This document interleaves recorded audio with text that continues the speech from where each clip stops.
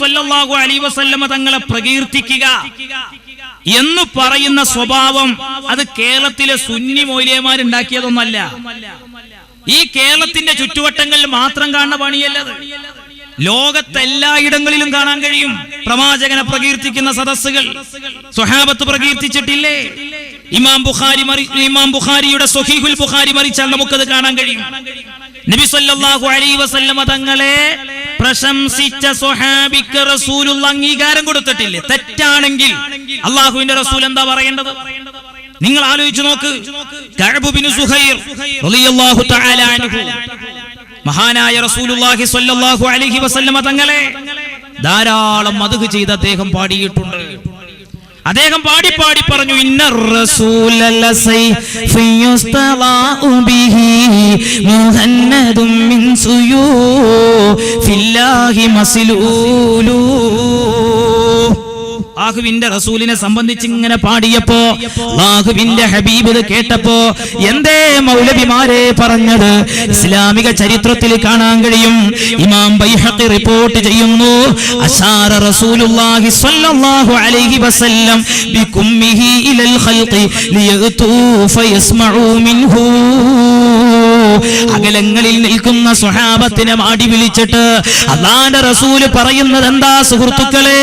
Kaab bin Suhair റളിയല്ലാഹു അൻഹു റസൂലുള്ളാഹിന്റെ മൗലിദ് ഇങ്ങനെ ഓതുന്ന സമയത്ത് ആ കഅബിന്റെ വരികൾ കേട്ടോളൂ എന്ന് പറഞ്ഞ് അകലങ്ങളിൽ നിൽക്കുന്ന സ്വഹാബത്തിനെ അടുത്തേക്ക് മാടി വിളിച്ച നേതാവാ ഞങ്ങളുടെ മുത്തുമാണിക്കക്കല്ല് ഹബീബ് മുഹമ്മദ് മുസ്തഫ. അല്ലാഹുവിന്റെ റസൂൽ മദ്ഹ് പാടുന്നതിന് അംഗീകാരം കൊടുത്തു ഇല്ലേ?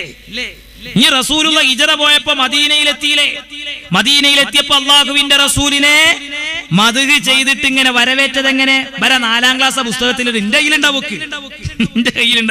നിങ്ങളെ ബുക്ക് കുറച്ച് നോക്കി, നിങ്ങളും കൊടുത്തു പെട്ടിട്ടുണ്ടത്. ഏത്? തോലഅൽ ബദ്റു അലൈനാ മിൻ സനിയാത്തിൽ വദാഇ വജബ ശുക്രു علينا ما دعا لله داعي. നിങ്ങൾ ആലോചിച്ച് നോക്കി, ഇതുവരെ 4ാം ക്ലാസ്സിലെ ബുക്കിലാണ്, 4ാം ക്ലാസ്സിലെ പുസ്തകത്തിൽ. ഞാൻ ചോദിക്കട്ടെ, അള്ളാന്റെ റസൂൽ പറഞ്ഞിട്ടുണ്ട് അങ്ങനെ ഒരു തോലൽ ബദർ അല്ല? ഇല്ലല്ല. നബി പറഞ്ഞിട്ട് ചൊല്ലിയതേ അല്ല. നബി പറഞ്ഞിട്ട് ചൊല്ലിയതേ അല്ല. എന്നാ നബി പറഞ്ഞത് എവിടെയല്ല? നബി പറഞ്ഞത് എവിടെയല്ല? സ്വഹാബത്ത് കണ്ടങ്ങൾ ചെല്ലുന്നത് മൗലൂദാണ് പാടി, മൗലൂദാണ് ചെല്ലുന്നത്. എത്ര ഈ മൗലൂദ് പറഞ്ഞ പ്രകീർത്തനം. പിന്നെ മൗലൂദിലെ ചില വരികള് ഇവർക്ക് തിരിയാൻ നമ്മളെ കുറ്റല്ല. അതിന്റെ ഉദ്ദേശവും ആശയം എന്താന്ന് ഇവർക്ക് മനസ്സിലാക്കാത്ത നമ്മളെ കുറ്റല്ല. നിങ്ങൾ ആലോചിച്ച് നോക്കണം. അപ്പൊ നബി സല്ലല്ലാഹു അലൈഹി വസല്ലം തങ്ങളുടെ മൗലിദ് സ്വഹാബത്ത് ഇഷ്ടം പോലെ ചൊല്ലിയിട്ടുണ്ട്. ഉമ്മമാര് വീട്ടിലിരുന്നിട്ട് ഇത് കേൾക്കുന്നുണ്ടല്ലോ. മൗലിദ് ഓതുക എന്ന് പറഞ്ഞ പരിപാടി പുതുതായിട്ട് ഉണ്ടായതൊന്നുമല്ല. വഫീനാ റസൂലുള്ളാഹി യത്ലൂ കിതാബഹു ഇദൻ ശക്ക മഅറൂഫു മിനൽ ഫജ്രി സാതിഉ അറാനൽ ഹുദാ ബഅദൽ അമാ ഫഖുലുബുനാ ബിഹി മുഖിനാതുൻ അന്ന മാ ഖാല വാഖിഉ. ഇത് ബുഖാരിയിലുള്ള മൗലിദ്. ബുഖാരി എന്ന് പറഞ്ഞാൽ പോരാ, അത് മറിച്ചു നോക്കണം. ഇമാം ബുഖാരി അദ്ദേഹം ഓരോ ഹദീസ് ഉദ്ധരിക്കണ അത് എഴുതുന്ന സമയത്ത് നിങ്ങൾ ആലോചിച്ച് നോക്കി, ഈ 2 റക്അത്ത് നിസ്കരിച്ചിരുന്നു. അല്ലാഹുവിന്റെ റസൂൽ പറഞ്ഞു ഒരു ഹദീസ് എഴുതുന്ന സമയത്ത് 2 റക്അത്ത് നിസ്കരിച്ചതെന്ന് മുപ്പരിക്കരിച്ചിരുന്നു. ഇനി ഞാൻ ചോദിക്കട്ടെ, വേണ്ട, റസൂലുള്ളാഹിന്റെ കാലത്ത് ബുഖാരി തന്നെയല്ല. നബി പറഞ്ഞിട്ടുണ്ടോ ബുഖാരി നമ്മളോട് നോക്കാൻ? നബി പറഞ്ഞിട്ടുണ്ടോ ബുഖാരി നമ്മളോട് നോക്കാം? ഇമാം മുസ്ലിം നമ്മളോട് നോക്കാൻ പറഞ്ഞിട്ടുണ്ടോ? സ്വഹാബത്തിന്റെ കാലത്ത് ബുഖാരി ഉണ്ടോ? സ്വഹാബത്തിന്റെ കാലത്ത് മുസ്ലിം ഉണ്ടോ? നിങ്ങൾ ആലോചിച്ച് നോക്കി. ആ കാലത്തുണ്ടോ ഈ കാലത്തുണ്ടോ എന്നൊക്കെ ചോദിച്ചിട്ട് ഇങ്ങനെ വരുന്നുണ്ട്. അത് ചോദ്യം ഈ കൗണ്ടർക്ക് വരുമ്പോ അപ്പൊ നമുക്ക് കുറെ ചോദിക്കാണ്ട്, ഈ വിദഗ്ധ എന്താന്നൊക്കെ കുറെ ചോദിക്കാണ്ട് ഇതുമൊക്കെ കിടന്നിട്ടാണ് ഇങ്ങനെ മനുഷ്യന്മാരെ വട്ടം കറക്കൽ. അതിനാണ് നമ്മൾ ഈ തുറന്ന വേദി കൊടുത്തത്. തള്ളപ്പെടേണ്ട വിദഗ്ധ ഏതാണ്, എന്താ വിദഗ്ധ എന്ന് പറഞ്ഞാല് സ്വന്തം ഇങ്ങനെ കീശിന്ന് നിർവചനം ഉണ്ടാക്കിയിട്ട് പോന്നാലും പറ്റൂല. ആര് പറഞ്ഞു, എവിടെ പറഞ്ഞു, ഏതാ കിതാബ് ഒക്കെ പറഞ്ഞല്ലേ. നിങ്ങൾ ആലോചിച്ചോ. സുഹൃത്തുക്കളെ, സഹോദരങ്ങളെ, ഞാൻ അവസാനിപ്പിക്കാൻ പോകും. ഇനി മറ്റൊന്ന്,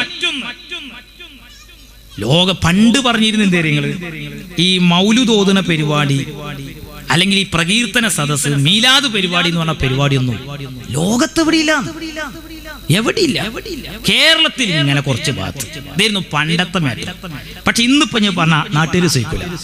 കാരണം ലോക രാഷ്ട്രങ്ങളിലൊക്കെ നടക്കുന്ന കാര്യം ലൈവായിട്ട് കാണാനുള്ള സാങ്കേതിക വിദ്യ വളർന്ന കാലത്ത് നമ്മൾ ജീവിച്ചുകൊണ്ടിരിക്കുന്നത്.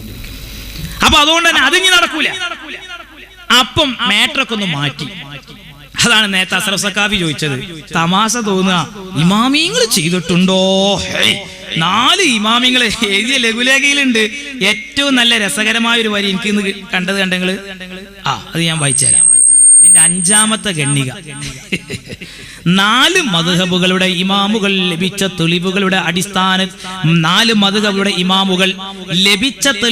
അടിസ്ഥാനത്തിൽ ഇസ്ലാമിക കർമ്മശാസ്ത്രം ഉന്നതമായി അപഗ്രഥിച്ചു ജീവിതത്തിന്റെ സമഗ്ര മേഖലകളിലെ അനുഷ്ഠാന കാര്യങ്ങൾ വിശദീകരിച്ചു.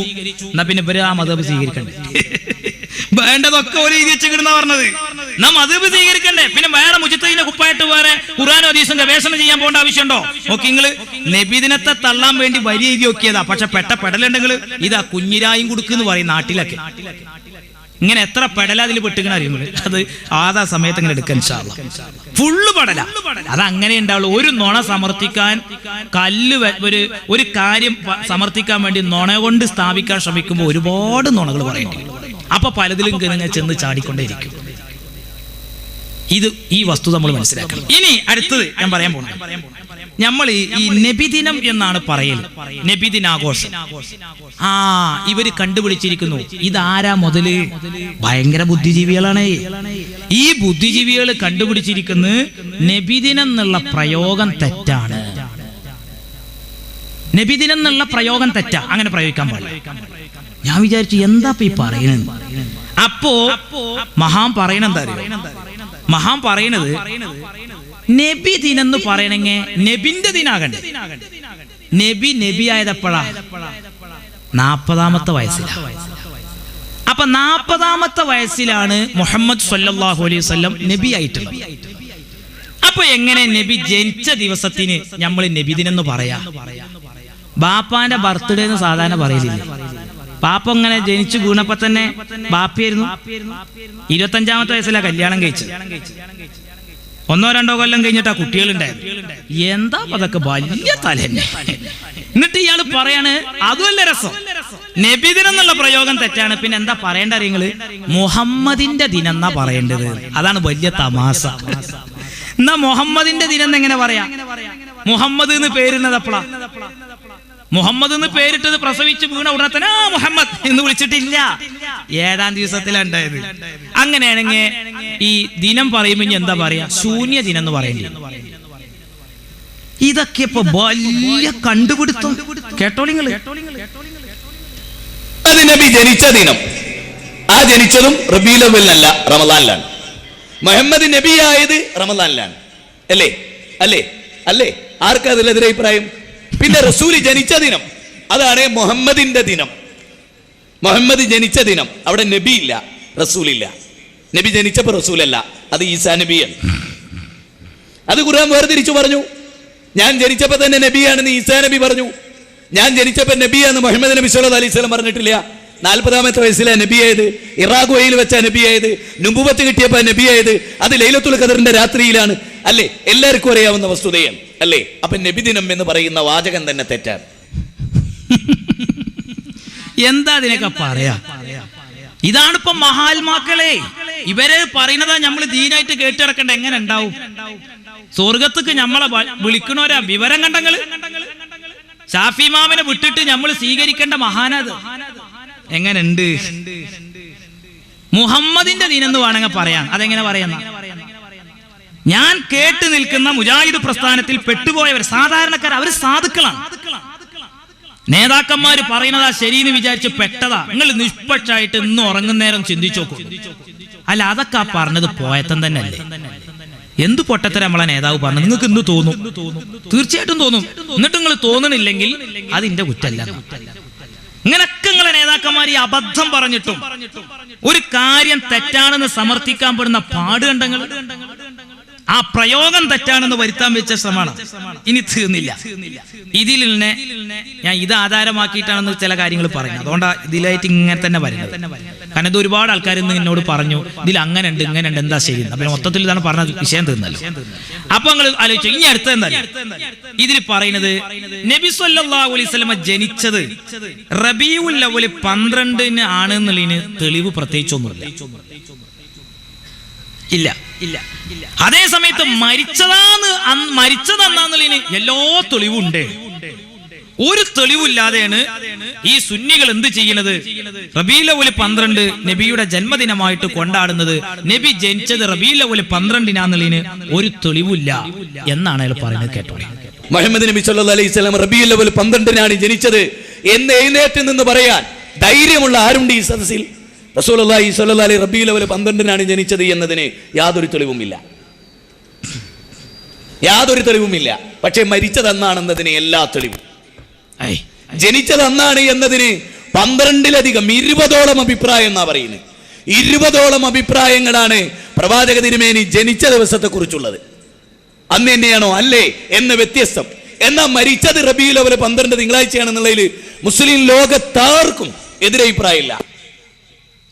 കേട്ടില്ല? റബീഉൽ അവ്വൽ 12 നബി ജനിച്ചത് എന്നുള്ളതിന് ഒരു തെളിവില്ല. നബി മരിച്ചത് റബീഉൽ അവ്വൽ 12 എല്ലാ തെളിവും. ഇയാളെ വർത്താനം കേട്ടാ തോന്നുന്നു എല്ലാ തെളിവും കണ്ടിട്ടപ്പോ ഇയാൾ സംസാരിക്കാൻ വന്നത്. നിങ്ങൾ ആലോചിച്ച് നോക്കി എന്താ വസ്തുത.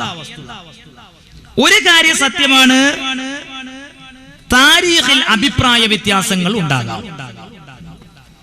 നബി സല്ലല്ലാഹു അലൈഹി വസല്ലം തങ്ങൾ ജനിച്ച ദിവസത്തെ സംബന്ധിച്ച് അഭിപ്രായ വ്യത്യാസങ്ങളുണ്ട്. ഇല്ലാന്ന് ഞങ്ങൾ ആരെങ്കിലും പറഞ്ഞു? എന്നാ പിന്നെ എന്തിനാണ് റബീഉൽ അവ്വൽ 12 നിങ്ങൾ ജന്മദിനമായിട്ട് ആഘോഷിക്കുന്നത്? ഞങ്ങൾ ഉത്തരം പറഞ്ഞുതരാം. അഭിപ്രായങ്ങൾ പലതും വന്നിട്ടുണ്ടെങ്കിലും ആ അഭിപ്രായങ്ങളിൽ നബി സല്ലല്ലാഹു അലൈഹി വസല്ലം തങ്ങൾ ജനിച്ചത് തിങ്കളാഴ്ചയാണെന്ന് ഹദീസിലുള്ള കാര്യം. ഇമാം മുസ്ലിം റിപ്പോർട്ട് ചെയ്ത ഹദീസ്. സുഇല അൻ യൗമിൽ ഇത്നൈൻ, തിങ്കളാഴ്ച ദിവസത്തെ സംബന്ധിച്ച് അല്ലാഹുവിന്റെ റസൂലിനോട് ചോദിച്ചു. അപ്പൊ നബി തങ്ങൾ പറഞ്ഞു ഫീഹി വുലിതു, ആ ദിവസത്തിലാണ് എന്നെ പ്രസവിച്ചത്. അപ്പൊ റസൂല് പ്രസവിക്കപ്പെട്ടത് തിങ്കളാഴ്ചയാണെന്ന് ഹദീസിലുള്ള കാര്യം.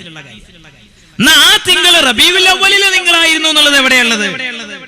അതിനെന്താ നിങ്ങൾക്ക് തെളിവ്? ഒന്നിലധികം 20ഓളം അഭിപ്രായങ്ങൾ ആ വിഷയത്തിൽ രേഖപ്പെടുത്തിയിട്ടുണ്ടെങ്കിൽ നിങ്ങൾ എന്തിനാ റബീഉൽ അവ്വൽ 12 ഈ കൊടിയും കുത്തി ഇങ്ങനെ പോകേണ്ട ആവശ്യം എന്താണ്? ഇതാണ് ഇപ്പൊ ചോദ്യം. ഇതാണ് ഇപ്പൊ ഈ ലഘുലേഖയിൽ ചോദിക്കുന്ന ചോദ്യം. എന്നാൽ നിങ്ങൾക്ക് പോലും സ്വീകാര്യനായ സാക്ഷാൽ ഇബ്നു കസീറിന്റെ അൽ ബിദായത്തു വന്നിഹായ മറിക്കണം. എന്നിട്ട് നിങ്ങൾ അതൊന്ന് വായിക്കും. അദ്ദേഹം പറയുന്നുണ്ടല്ലോ അഭിപ്രായ വ്യത്യാസങ്ങൾ ഇക്കാര്യത്തിലൊക്കെ ഉണ്ടെങ്കിലും അദ്ദേഹം പറയുന്നു ഉലിദ റസൂലുള്ളാഹി സ്വല്ലല്ലാഹു അലൈഹി വസല്ലം. അത് അദ്ദേഹത്തിന്റെ സ്വന്തം വക പറഞ്ഞതൊന്നല്ല, ഉദ്ധരിച്ചുകൊണ്ട് പറയാ. എന്താ പറയുന്നത്? അല്ലാഹുവിന്റെ റസൂലിനെ പ്രസവിച്ചത് ആമൽ ഫീൽ യൗമൽ ഇത്നൈനി സാനിയ അശറ മിൻ ശഹരി റബീഉൽ അവ്വലി വഫീഹി ബുഇസ വഫീഹി ഉരിജ ഇല സമാഇ വഫീഹി ഹാജറ വഫീഹി മാത വഹാദാ ഹുവൽ മശ്ഹൂർ ഇൻദൽ ജംഹൂർ. അതുകൊണ്ടാണ് ഞങ്ങൾ നബിദിനം അന്ന് നടത്തുന്നത്. ഭൂരിപക്ഷം പണ്ഡിതന്മാരുടെ അരികിലും റബീഉൽ അവ്വൽ 12 തിങ്കളാഴ്ചയാണ് നബി ജനിച്ചത് എന്ന അഭിപ്രായ വ്യത്യാസങ്ങൾ വേറെയുണ്ട്. പക്ഷെ പ്രബലമായ അഭിപ്രായം ഇതാണ്. ഇത്ര കേക്കാ പടിഞ്ഞാറ്. എന്നിട്ടാണ് ഇയാൾ ഇത്ര ഉഷാറിലായി ചോദിക്കുന്നത്. എന്നാലേ ഇവരെ നേതാക്കന്മാര് തന്നെ അതൊക്കെ പറഞ്ഞിട്ടുണ്ട്. ഒരാളെ കേൾപ്പിച്ചു കൊടുക്കും. റബീഉൽ അവ്വൽ എന്നാ നബി ജനിച്ചത്? നബി സല്ലല്ലാഹു അലൈഹി വസല്ലം ജനിച്ചത് റബീഉൽ അവ്വലിലാണ്. റബീഉൽ അവ്വൽ 12 തിങ്കളാഴ്ചയാണ്. 100ൽ 100 മാർക്ക്. ആ സുബൈന്റെ അടുത്ത സമയത്തും കൂടി പറയുകയാണെങ്കിൽ കണ്ടല്ലോ പാസ്സാക്കി തന്നെ. നിങ്ങളൊന്ന് ആലോചിച്ചോ. എന്നിട്ടാണ് മറ്റാൾ ഖുതുബ ഓതുമ്പോൾ ചോദിക്കുക ആർക്കാ ഈ സദസ്സിൽ ധൈര്യം എന്ന് അയാൾ ചോദിക്കണത്. ആ സദസ്സിൽ ആർക്കും ധൈര്യം ഉണ്ടാവും എനിക്ക് തോന്നുന്നില്ല. കാരണം ആ പള്ളിയിൽ ഖുതുബയും കേട്ടിരിക്കണവര് അങ്ങനെ ലേശം എന്തെങ്കിലും കഥയുള്ളവര് ആ പള്ളിയിൽ ഖുതുബ വെക്കാൻ പോകില്ലല്ലോ. അപ്പൊ അതുകൊണ്ട് അസദസ്സിനോട് ചോദിക്കാൻ വലിയ ഉഷാർ തന്നെയാണ്. എന്നാ അതൊന്നും പുറത്തേക്ക് ഇറങ്ങി ചോദിക്കാൻ പറ്റും. ഞാൻ നിങ്ങളെ പഴയ കാലത്ത് ഒരു പുസ്തകം വായിച്ചേരാൻ നബി ജനിച്ച് നിങ്ങളും എഴുതി വെച്ചിട്ടുണ്ടായിരുന്നു. അതൊക്കെ എന്നാ ഇപ്പൊ നിങ്ങൾക്ക് ഈ അഭിപ്രായമൊക്കെ കൂടിയിട്ട് ഭയങ്കരമായ വിഷയങ്ങളൊക്കെ ഈ വിഷയത്തിൽ ഉണ്ടായത് എന്നുള്ളതാണ് ഞമ്മക്ക് തിരിയാത്തത്. അള്ളാഹുവിന്റെ റസൂൽ സ്വല്ലല്ലാഹു സല്ലല്ലാഹു അലൈഹി വസല്ലമ തങ്ങളുടെ ജന്മദിനം എന്നായിരുന്നു. ഞാൻ വായിച്ചുതരാം. മുജാഹിദ് പ്രസ്ഥാനങ്ങൾ അതിലെ പ്രവർത്തകര് എവിടെങ്കിലൊക്കെ മാറി നിന്ന് കേൾക്കുന്നുണ്ടാവും. നിങ്ങൾ എഴുതി വെക്കണം.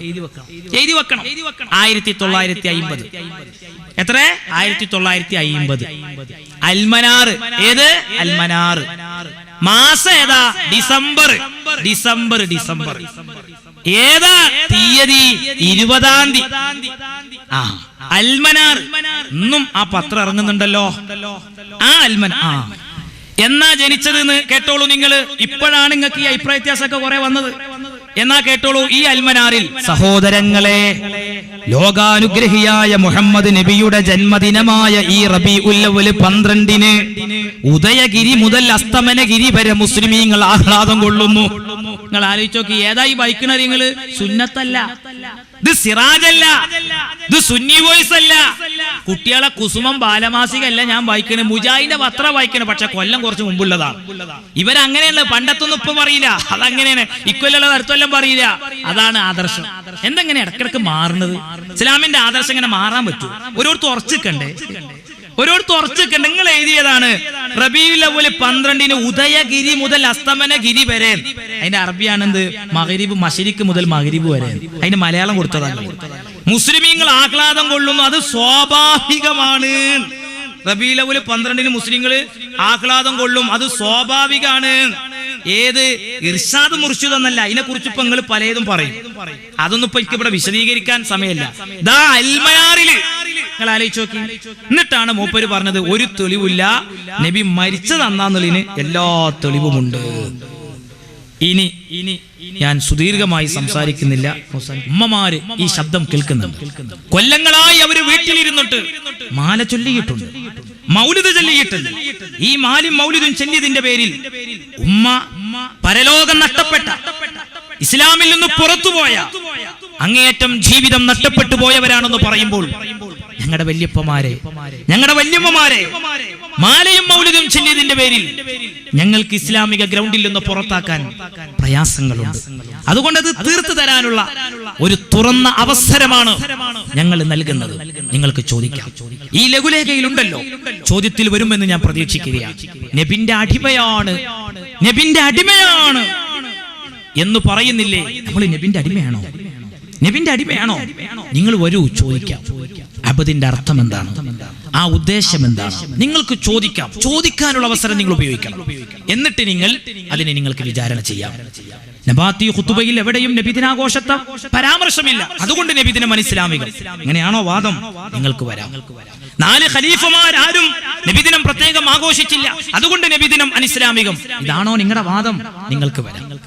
നബി സല്ലല്ലാഹു അലൈഹി വസല്ലം തങ്ങൾ ചെയ്ത് മാതൃക കാണിച്ചു തരാത്ത കാര്യങ്ങളാണ് ബിദ്അത്ത് എന്ന് നിങ്ങൾ എഴുതിയിട്ടുണ്ട്. അത് നിങ്ങൾക്ക് സമർത്ഥിക്കാൻ കഴിയുമെങ്കിൽ ഈ മൈക്ക് നിങ്ങൾക്കുള്ളതാണ്. അല്ലാഹുവിന്റെ റസൂല് ചെയ്ത് മാതൃക കാണിച്ചു തരാത്ത കാര്യങ്ങളെയാണ് ഇസ്തിലാഹിൽ ശറഇൽ മതകാര്യങ്ങളിൽ ബിദ്അത്ത് എന്ന് പറയുന്നത്, അനാചാരം എന്ന് പറയുന്നത്, തള്ളപ്പെടേണ്ട ബിദ്അത്ത് എന്ന് വാദം നിങ്ങൾക്കുണ്ടെങ്കിൽ ആ വാദം നിങ്ങൾക്ക് സമർത്ഥിക്കുവാനുള്ള അവസരമാണ് ഞങ്ങൾക്ക് നൽകിയിട്ടുള്ളത്. ഈ ബിദ്അത്ത് എന്താ നിങ്ങൾക്ക് തിരിഞ്ഞിട്ടില്ല. നിങ്ങളുടെ ലഘുലേഖയിൽ ഞങ്ങളൊരു ബിദ്അത്ത് കാണുന്നുണ്ട്. ഇതാര് പറഞ്ഞ ബിദ്അത്താണ്? അങ്ങനെ അതാണ് ബിദ്അത്തെങ്കിൽ ആ ബിദ്അത്ത് കൊണ്ട് ഇവിടെ എന്തെല്ലാം നഷ്ടപ്പെടാൻ പോവുകയാണ്. അതുകൊണ്ട് നിങ്ങൾക്ക് വരാം, ആ ബിദ്അത്ത് ഞങ്ങളുടെ മുന്നിൽ സമർത്ഥിച്ചു തരാൻ. മഹാത്മാക്കൾ പറഞ്ഞ നിർവചനവുമായി കടന്നു വരാം. ഖുർആനിലുണ്ടോ ഇത്തരം ആഘോഷങ്ങൾ എതിർക്കപ്പെടേണ്ടതാണ് എന്ന് നിങ്ങൾക്ക് പറയാം. നിങ്ങൾക്ക് ചെയ്യാം. നബിദിനം ആഘോഷം പിൽക്കാലത്തുണ്ടായതല്ലേ? സുന്നി വോയിസിൽ അങ്ങനെ എഴുതിയിട്ടില്ലേ? ഇബ്നു ഹജറുൽ അസ്ഖലാനി തങ്ങൾ പറഞ്ഞിട്ടില്ലേ? ബിദ്അത്ത് എന്ന് പറഞ്ഞിട്ടില്ലേ? ആയിക്കോട്ടെ, ഈ മാമിങ്ങൾ എന്തേ പറഞ്ഞെന്നുള്ളത് നമുക്ക് ഇങ്ങനെ ഇരുന്ന് ചർച്ച ചെയ്യുമ്പോൾ നാട്ടുകാർക്ക് തിരിയും. സാധാരണക്കാരനായ ഈ കൂലിപ്പണിക്ക് പോകുന്ന പാവങ്ങളോട് ഈ ബിദ്അത്തും ഈ വിഷയങ്ങളും പറയുമ്പോൾ അവർക്കൊന്നും തിരിയില്ല. അതേ സമയത്ത് എങ്കിൽ ശരി, നമ്മൾ ഇങ്ങനെ ഇരുന്ന് ചർച്ച ചെയ്യാം. നാട്ടുകാർ അവിടെ ഇരുന്ന് കേൾക്കട്ടെ, അവര് പഠിക്കട്ടെ ബിദ്അത്ത് എന്താന്നുള്ളത്, പഠിക്കട്ടെ അവര് ബിദ്അത്ത് എന്താ. അങ്ങനെ പഠിക്കാൻ കഴിയുന്നുള്ള പ്രത്യാശയാണ് ഞങ്ങൾക്ക്.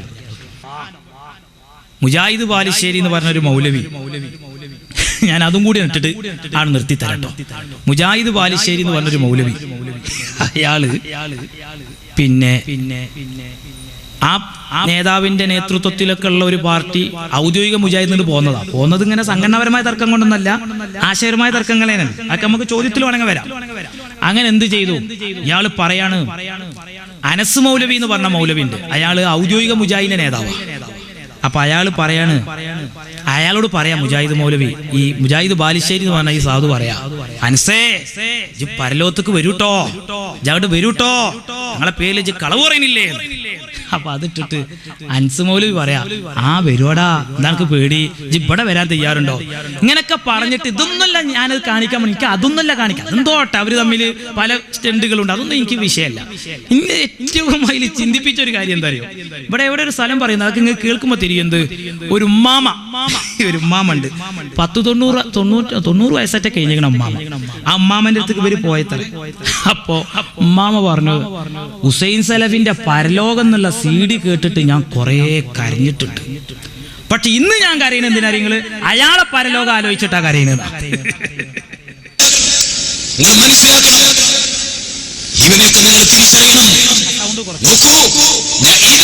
പല സദസ്സിലും കാണിക്കാൻ മുജാഹിദുകളുടെ മനസ്സ് വേദനിച്ചു.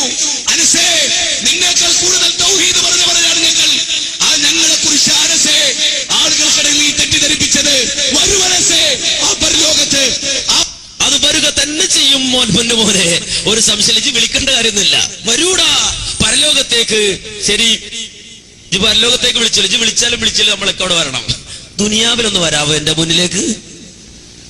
ദുനിയാവിലൊന്ന് വന്ന് നിൽക്കാമോ?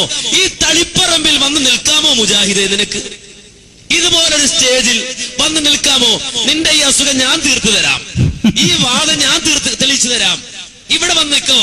അള്ളാന്റെ ആയത്ത് ദുർവ്യാഖ്യാനിച്ചവന് വക്കാലത്ത് പറയുന്ന നീ.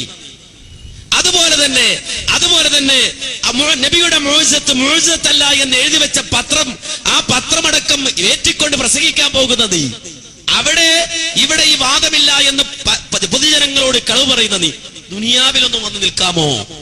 എനിക്ക് ദുനിയാവിലും നിൽക്കാം, ആഖിറത്തിലും നിൽക്കാം, രണ്ടിടത്തും ഒരുപോലെ നിൽക്കാൻ ഞാൻ തയ്യാറാ.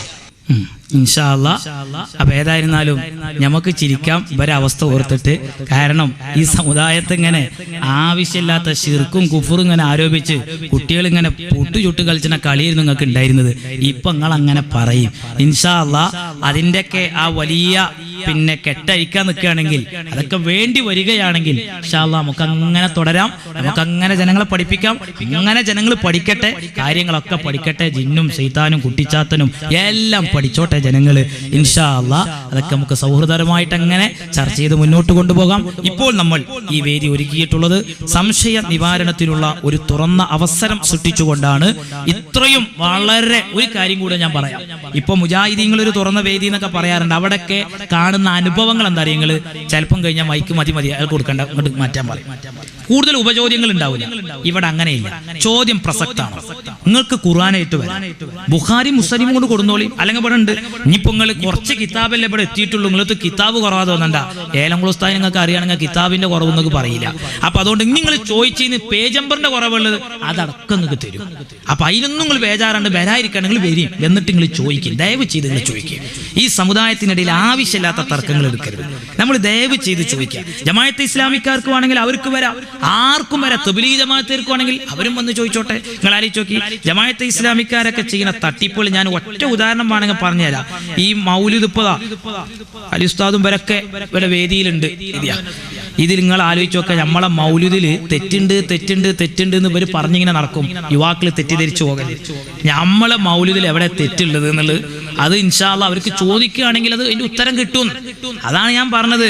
പണ്ട് മാലി തെറ്റുണ്ട് എന്ന് പറഞ്ഞിരുന്ന ആരെ നിങ്ങള്? അലവി മൗലവി. ആരോടാ പറഞ്ഞത് നിങ്ങള്? പതി അബ്ദുൽ ഖാദർ മുസ്ലിയാരോടാ പറഞ്ഞത്. പതി അബ്ദുൽ ഖാദർ പ്രായം ചെന്നവര് പറഞ്ഞിട്ടുണ്ട്.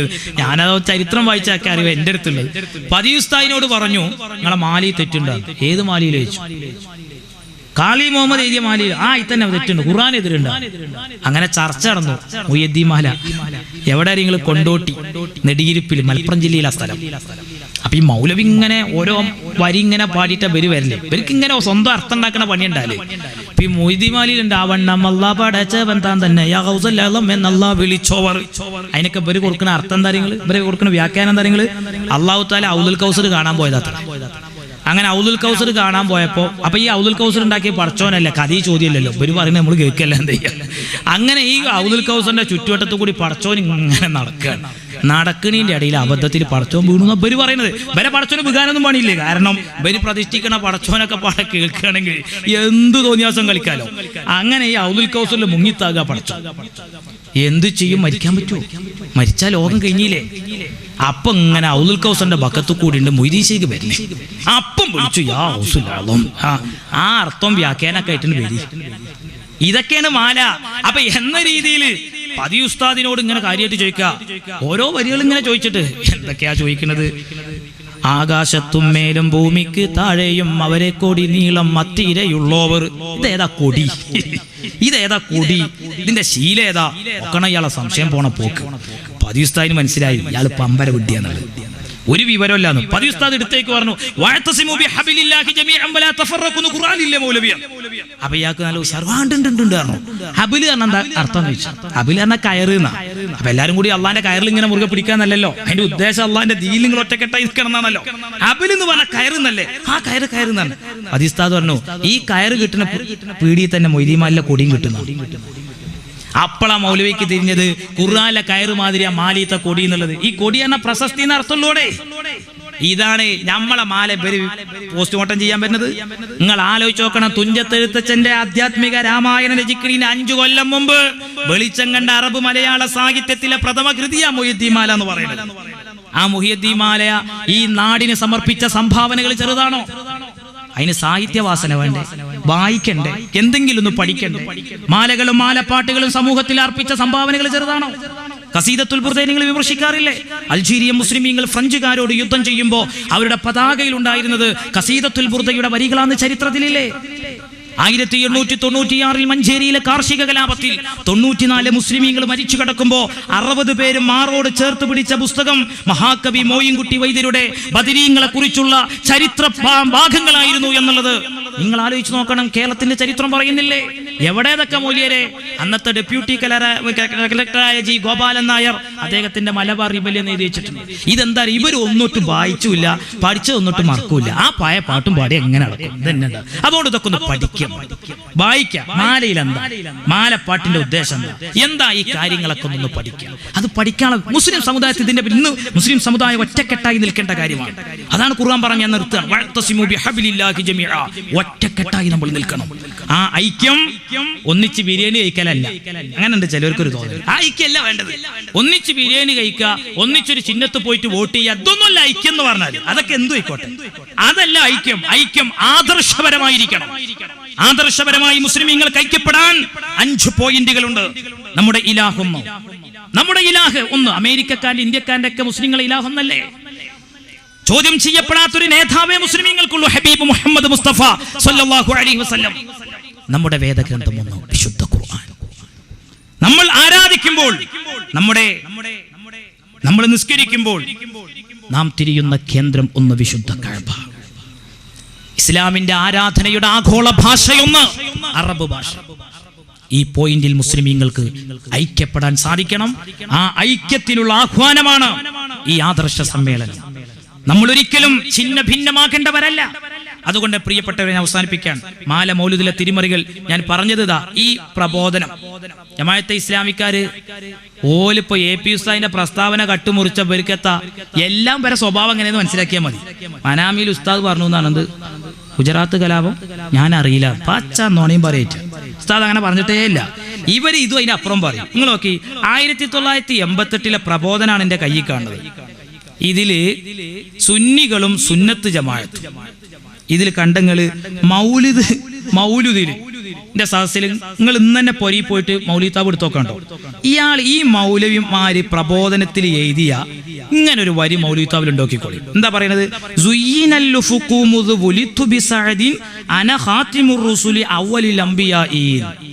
മൊയ്തീൻ ശൈഖ് നുബുവത്തുവാദം ഉന്നയിച്ച ആളാണെന്ന് വരുത്താൻ വേണ്ടിയിട്ട് സുന്നികളിൽ നുബുവത്തുവാദം കടന്നുകൂടുന്നത് കാണുക എന്ന് പറഞ്ഞിട്ടാ ഇങ്ങനെയല്ല മൗലിദിലുള്ളത്. എന്ന് പറഞ്ഞിട്ടുള്ള വരി ഇവര് കൊടുത്ത മാതിരിയല്ല. അന ഖാത്തിമുർ റസൂലി അവ്വലുൽ അംബിയ ഈ നല്ലത്. എന്നാ മൗലിത്താബിലുള്ളത് എന്താ? അത് ഞാൻ പഠിച്ചാൽ ഇതാണ് ആ മൗലിത്താവ്. മൗലിത്താവിലുള്ളത് സുയ്യിനൽ ഉഫുഖുമുദു ഉലിതു ബി സഅദിൻ എന്ന് കഴിഞ്ഞിട്ട് പിന്നുള്ളത് ഖലഅത്തുൽ ഇഖാബുൽ ഔലിയാഇന. അതും കഴിഞ്ഞിട്ട് വേറൊരു വരിയുണ്ട്, ഉസ്തുബഹറൽ ഉലൂമി മിൻ കുല്ലി ഫന്നി സിർതു ഫിൽ ഹശരി ഔഹദൽ ഉലമായി. അതും കഴിഞ്ഞിട്ട് അടുത്ത വരി എന്താ നിങ്ങൾ, മിസ്ലുൽ മുസ്തഫ തിഹാമിയു ജദ്ദി ഖാതിമിർ റുസുലി അവ്വലുൽ അംബിയാഇ. ഈ ഖാതിമിർ റുസുൽ അവ്വലുൽ അംബിയാ എന്നുള്ള മൊയ്‌ദി ശൈഖിനുള്ള വിശേഷണമല്ല. എന്റെ ജദ്ദായ റസൂലുള്ളാഹി സ്വല്ലല്ലാഹു അലൈഹി വസല്ലം നിങ്ങൾ ഉളുപ്പുണ്ടോ ജമാഅത്തുകാരന്? ഇങ്ങനെ പാച്ച നുണ പറയാ. ഇല്ലെങ്കിൽ ഒരു ജമാഅത്തുകാരൻ പറയട്ടെ ഞങ്ങൾ അങ്ങനെ പ്രബോധനത്തിൽ എഴുതിയിട്ടില്ലാന്ന്. എന്നാ ഞാൻ ഈ തലയിക്കെട്ട് അയച്ചിട്ട് നാളെ സോൾഡാരിറ്റിക്കാരന്റെ പ്രസ്ഥാനത്തിൽ ചേരാൻ തയ്യാറാണ്. പാച്ച നുണയും പറഞ്ഞിട്ട് ആ മാലിന്യം മൗലിനെ വിമർശിക്കുന്നത്. ഇതാണ് ഇവരെ സ്വഭാവം മൊത്തത്തിൽ മനസ്സിലാക്കുക. ബാക്കി ഇൻഷാ അല്ലാ ആദ്യത്തെ ചോദ്യത്തിന് മാനപ്പെട്ട അലി ഉസ്താദ് അവറുകൾ അങ്ങോട്ട് ഉദ്ഘാടനം ചെയ്ത് പിന്നെ ചർച്ച ആരംഭിക്കുകയാണ്. ബാക്കി ഇൻഷാ അല്ലാ സമയം പോലെ കാര്യങ്ങളൊക്കെ മാനപ്പെട്ട ഏലംകുളം ഉസ്താദ് വളരെ ഭംഗിയായി നമ്മുടെ ഈ സദസ്സ് നിയന്ത്രിക്കും ഇൻഷാ അല്ലാ. ഈ പരിപാടി സത്യത്തിൽ ഇതാണൊരു ജിഹാദ്. അല്ലാഹുവിൻ്റെ റസൂലിനെ മോശപ്പെടുത്തുമ്പോൾ, നമ്മുടെ പൂർവികരെ മുഴുവൻ തള്ളിപ്പറഞ്ഞ് ആക്ഷേപിക്കുമ്പോൾ അരുത് എന്ന് പറയുവാനും ഇസ്ലാമിൻ്റെ യഥാർത്ഥ ആദർശങ്ങൾ മാനവ സമൂഹത്തെ എത്തിക്കുന്നതും ജിഹാദ്. ആ ജിഹാദാണ് നമ്മുടെ പ്രസ്ഥാനങ്ങൾ നിർവഹിച്ചു കൊണ്ടിരിക്കുന്നത്. ഞാൻ എൻ്റെ ആമുഖ പ്രഭാഷണം ഇവിടെ തൽക്കാലം അവസാനിപ്പിക്കുകയാണ്.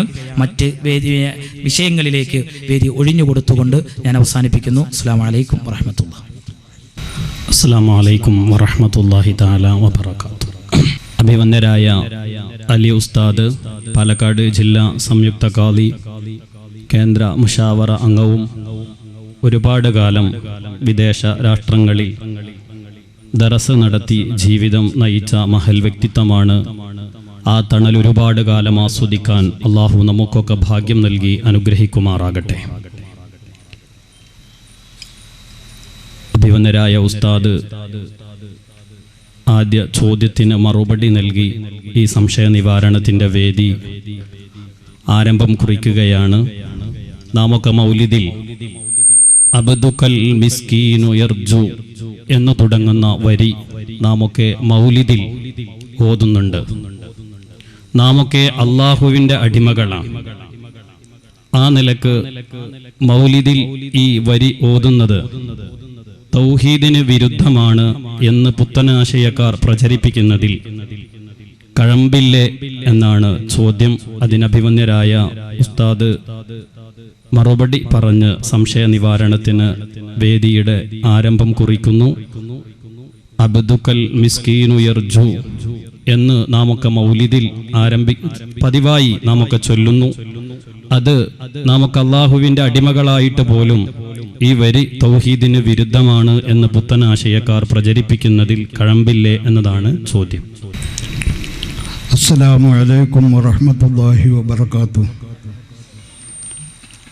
അൽഹംദുലില്ലാഹി റബ്ബിൽ ആലമീൻ വസ്സലാത്തു വസ്സലാമു അലാ സയ്യിദിൽ മുർസലീൻ വഅലാ ആലിഹി വസഹ്ബിഹിൽ ഫായിസീൻ. അമ്മാ ബഅദ്. സ്നേഹമുള്ള പണ്ഡിതന്മാരെ, ബഹുമാനമുള്ള സുന്നത്ത് ജമാഅത്തിൻ്റെ കർമ്മധീരരായ യുവാക്കളെ, സഹോദരന്മാരെ, സഹോദരികളെ, ബഹുമാനപ്പെട്ട റസൂലുള്ളാഹി സ്വല്ലല്ലാഹു അലൈഹി വസല്ലമയോട് അങ്ങയുടെ ദാസൻ എന്ന് അവിടുത്തെ ഉമ്മത്തിൽപ്പെട്ട ഒരാൾ പറഞ്ഞാൽ റസൂലുള്ളാഹിയെ ഇലാഹാക്കൽ വന്നില്ലേ, അതുകൊണ്ട് മുശ്രിക്ക് ആവുകയില്ലേ? ഇതാണ് ചോദ്യത്തിൻ്റെ താല്പര്യമെന്ന് മനസ്സിലാക്കുന്നു. അങ്ങനെ വിളിച്ചിട്ടില്ലെങ്കിൽ അവൻ മുസ്ലിമാവോ എന്നാണ് അതിന് ശരിക്കുള്ള മറുപടി. കാരണം ഖുർആൻ വളരെ വ്യക്തമായ നിലക്ക് ഈ വിഷയം പ്രതിപാദിക്കുന്നുണ്ട്.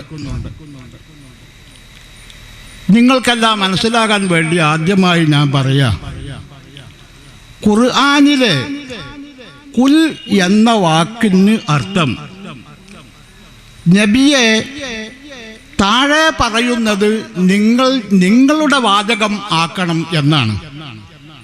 നല്ലോണം മനസ്സിലാക്കണേ. ഖുർആനിൽ അല്ലാഹു നബിയോട് കുൽ എന്ന് പറഞ്ഞാൽ അതിൻ്റെ ശേഷമുള്ള വാക്ക് അത് തങ്ങളുടെ വാക്ക് ആക്കണം തങ്ങൾ. അത് എൻ്റെതല്ല, അത് തങ്ങളുടെ വാചകം ആക്കണം എന്നാണ്. ഉദാഹരണത്തിന് കുൽ, നബിയെ തങ്ങളുടെ വാചകാക്കി. എന്തിന്? യാ അയ്യുഹൽ കാഫിറൂൻ, കാഫിരീങ്ങളെ, ലാ അഅ്ബുദു, ഞാൻ പൂജിക്കൂല, മാ തഅ്ബുദൂന, നിങ്ങൾ പൂജിക്കുന്നതിന്. അപ്പോ ഞാൻ പൂജിക്കൂല എന്ന് പറയുന്നത് അല്ലല്ലോ, റസൂല. അപ്പൊ കുല്ലിന്റെ ശേഷം പറയുന്ന വാക്ക് അത് റസൂലുള്ളാഹിയുടെ വാക്കാ. അതുപോലെ കുൽ, തങ്ങളുടെ വാചകം ആക്കി. എന്തിന്? അഊദു ബി റബ്ബിൽ ഫലഖി, ഫലക്കിന്റെ റബ്ബിനോട് ഞാൻ അഭയം തേടുന്നു എന്നതിന്. അത് അല്ലല്ല അഭയം തേടുന്നത്, റസൂല. കുൽ അഊദു ബി റബ്ബിന്നാസ്, കുൽ തങ്ങളുടെ വാചകം ആക്കി. എന്തിന്? അഊദു ബി റബ്ബിന്നാസ്, ലോക ജനതയുടെ റബ്ബായ നന്നോട് ഞാൻ, നിന്റെ അടുക്കൽ ഞാൻ അഭയം തേടുന്നു എന്നതിന്. ഈ അടിസ്ഥാനത്തിൽ ഖുർആനിന്റെ ഒരു തല മുതൽ മറ്റേ തല വരെ നിങ്ങൾ പരിശോധിച്ചാൽ നിങ്ങൾക്ക് വളരെ വ്യക്തമാകും. കുല്ലിന്റെ ശേഷമുള്ള വാക്ക് ബഹുമാനപ്പെട്ട റസൂലുള്ളാഹിയുടെ വാക്കാക്കാനാണ് അള്ളാഹു നിർദ്ദേശിക്കുന്നതെന്ന്. ആ അടിസ്ഥാനത്തിൽ അള്ളാഹു പറയുന്നു, നിങ്ങൾ ചിന്തിക്കൂ. കുൽ, നബിയെ തങ്ങളുടെ വാചകം ആക്കി. എന്തിന്? യാ ഇബാദി, എന്റെ ദാസന്മാരെ എന്നതിന്. നബിനെ കൊണ്ട് നമ്മളെ വിളിപ്പിക്കുക. കുൽ, തങ്ങളെ വാചകാക്കി. എന്തിന്? യാ ഇബാദി, എന്റെ ദാസന്മാരെ എന്നതിന്, എന്റെ അബ്ദുകളെ എന്നതിന്. അല്ലദീന അസ്റഫു അലാ അൻഫുസിഹിം, ശരീരം കൊണ്ട് അവിവേകമാകുന്ന പലതും ചെയ്തു കൂട്ടിയ എന്റെ ദാസന്മാരെ, ലാ തഖ്നതു മിർ റഹ്മത്തില്ലാഹ്, അല്ലാഹുവിന്റെ മഗ്ഫിറത്തിനെ തൊട്ട് നിങ്ങൾ ആശ മുറിയണ്ട. അല്ലാഹുവിന്റെ ഹബീബിനെ കൊണ്ട് നമ്മളെ വിളിപ്പിച്ചു എന്റെ ദാസന്മാരെ എന്ന്. പിന്നെ നമ്മക്കെന്താ? അബ്ദുക്ക, നിങ്ങളുടെ ദാസനായ അബ്ദുക്കൽ മിസ്കീനു, തങ്ങളുടെ ഈ സാധുവായ അടിമ എന്ന് എന്തുകൊണ്ട് നമുക്ക് പറഞ്ഞുകൂടാ? നമ്മളെ റസൂലിനെ കൊണ്ട് അബ്ദു എന്ന് വിളിപ്പിച്ചാൽ നമുക്കെന്തുകൊണ്ട് ഞാൻ തങ്ങളുടെ അബ്ദാണെന്ന് പറഞ്ഞുകൂടാ? അങ്ങനെ പറയുമ്പോൾ അതിന്റെ പേരിൽ അല്ലാഹുവിനെ ഇലാഹാക്കൽ, അല്ല റസൂലുള്ളാഹിയെ ഇലാഹാക്കൽ വരുമെന്ന് എങ്ങനെ നമുക്ക് ധരിക്കാൻ കഴിയും? ഇനി ബഹുമാനപ്പെട്ട റസൂലുള്ളാഹി സ്വല്ലല്ലാഹു അലൈഹി വസല്ലമ പറയുന്നു, അന സയ്യിദു വൽദി ആദം, ഞാൻ ആദം സന്തതികളുടെ മുഴുവനും യജമാനനാണ്. യജമാനന്റെ നേരെ ഓപ്പോസിറ്റ് വാക്കെന്താ? എന്താ? അടിമ. ഒരാള് യജമാനനായി കഴിഞ്ഞാൽ കീഴിലുള്ള ആളുകളൊക്കെ അദ്ദേഹത്തിന്റെ ദാസന്മാർ. അപ്പൊ റസൂലുള്ളാഹി പറയാ, അന സയ്യിദു വൽദി ആദം. ഒരു പ്രാവശ്യം സഹാബത്തിന് ഭക്ഷണം കൊടുത്തു വെച്ചു, റസൂലുള്ളാഹിയും ഉണ്ട്. ആ ഭക്ഷണത്തിൽ നിന്ന് റസൂലുള്ളാഹി കുറകെടുത്ത് പൊന്തിച്ച് വായയിലേക്ക് ഉയർത്തിയപ്പോൾ റസൂലുള്ളാഹി പറഞ്ഞു, അന സയ്യിദു വൽദി ആദം, ഞാൻ ആദം സന്തതികളുടെ മുഴുവനും യജമാനനാ. വലാ ഫഖറ, ഈ പ്രഖ്യാപനം ഞാൻ നടത്തുന്നത് നിങ്ങളുടെ ഇടയിൽ ഒരു സ്ഥാനം സ്ഥാപിക്കാനല്ല. എങ്കിൽ കൂടെ നിങ്ങൾക്കൊരുപാട് കാര്യങ്ങൾ നേടിയെടുക്കാനുണ്ട്. അബ്ദുകള് ആ അബ്ദുകള് അവരുടെ യജമാനതിൽ കൂടെ അല്ലാതെ അവരുടെ കാര്യങ്ങൾ ഒരിക്കലും സാധിച്ചെടുക്കാൻ അവർക്ക് സാധ്യമല്ല. ഇത് പഠിപ്പിക്കാനാണ് ഞാൻ പറയുന്നത്. അന സയ്യിദു വൽദി ആദം, ഞാൻ ആദം സന്തതികളുടെ മുഴുവനും യജമാനനാണ്. വലാ ഫഖറ, ഈ പ്രഖ്യാപനം ഞാൻ നടത്തുന്നത് നിങ്ങളുടെ ഇടയിൽ ഒരു സ്ഥാനം സ്ഥാപിക്കാനല്ല, നേരെ മറിച്ച് എന്നിൽ കൂടെയുള്ള ആനുകൂല്യങ്ങൾ നിങ്ങൾ എന്നിൽ കൂടെ നേടിയെടുക്കണം എന്ന് നിങ്ങളെ ധരിപ്പിക്കാനാണ് എന്ന് ബഹുമാനപ്പെട്ട റസൂലുള്ളാഹി സ്വല്ലല്ലാഹു അലൈഹി വസല്ലമ പറഞ്ഞു. അപ്പൊ ഇതെല്ലാം വെച്ച് അബ്ദുക്കൽ മിസ്കീനു യർജു ഫദ്ലക്കൽ ജമ്മൽ ഗഫീറു ഫീക ഖദ് അഹ്സൻതു ലനി യാ ബഷീറു യാ നദീറു എന്ന ഈ അഭിസംബോധനം ഒരിക്കലും അല്ലാഹു വിളിപ്പിച്ച ആ വിളിയുടെ അടിസ്ഥാനത്തിൽ ശിർക്കാവുകയില്ല എന്നല്ല.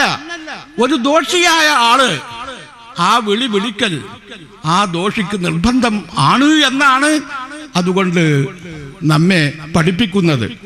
കാരണം അല്ലാഹു മറ്റൊരു വാചകത്തിൽ പറയുന്നു, വലൗ അന്നഹും യളമു അൻഫുസഹും ജാഊക ഫസ്തഗ്ഫിറുല്ലാഹ വസ്തഗ്ഫറ ലഹുമുർ റസൂലു ലവജദുല്ലാഹ തവ്വാബർ റഹീമ. വലൗ അന്നഹും യളമു അൻഫുസഹും, അവർ ശരീരം കൊണ്ട് അവിവേകമാവുന്ന പ്രവർത്തനങ്ങൾ കണക്കില്ലാതെ ചെയ്തു കൂട്ടിയാൽ ജാഊ, അവർ വന്നോളണം തങ്ങളുടെ അടുക്കലേക്ക്, എന്നിട്ട് തങ്ങളോട് ഇങ്ങനെ സംഭവിച്ചു നബിയെ എന്ന് തങ്ങളുടെ അടുക്കൽ അവര് വേവലാതിപ്പെടണം. അങ്ങനെ വേവലാതിപ്പെട്ടാൽ അവർക്ക് അല്ലാഹുവിൽ നിന്ന് മഗ്ഫിറത്ത് ലഭിക്കും. അതല്ലേ നാം ചെയ്യുന്നത്? ഇർതകബതു അലൽ ഖതാ ഗൈറ ഹസ്ദിൻ വഅദദ്, എണ്ണമില്ലാത്ത ദോഷങ്ങൾ ഞാൻ ചെയ്തു വെച്ചു. ലേക്ക അഷ്കു, ആ ചെയ്തു വെച്ച ആ പാപമോചനത്തിന്റെ ഗൗരവം ഞാൻ തങ്ങളുടെ മുന്നിൽ വളരെ വിനയത്തോടുകൂടെ അവതരിപ്പിക്കുന്നു. എന്തിനു വേണ്ടി? അല്ലാഹു സുബ്ഹാനഹു വ തആല ഖുർആനിൽ പറഞ്ഞു, വലൗ അന്നഹും യളമു അൻഫുസഹും ജാഊക, അവിവേകമാവുന്ന പ്രവർത്തനം ശരീരം കൊണ്ട് കണ്ടമാനം ചെയ്തു കൂട്ടിയാൽ അവർ നിർബന്ധമായും തങ്ങളുടെ അടുക്കൽ വന്ന് വേവലാതിപ്പെടണം. തങ്ങൾ അവർക്ക് വേണ്ടി റെക്കമെൻഡ് ചെയ്യണം. എന്നാലേ അവരുടെ ആ വേവലാതി അല്ലാഹു സ്വീകരിക്കുകയും അല്ലാഹുവിൻ്റെ അടുക്കൽ നിന്ന് അവർക്ക് മഗ്ഫിറത്ത് ലഭിക്കുകയും ചെയ്യുകയുള്ളൂ എന്ന് ഹബീബ് പറഞ്ഞു. ഇത് പറയുമ്പോൾ ഒരു പക്ഷേ നമ്മുടെ എതിരാളികൾ അത് റസൂലുള്ളാഹിയുടെ ജീവിതകാലത്ത്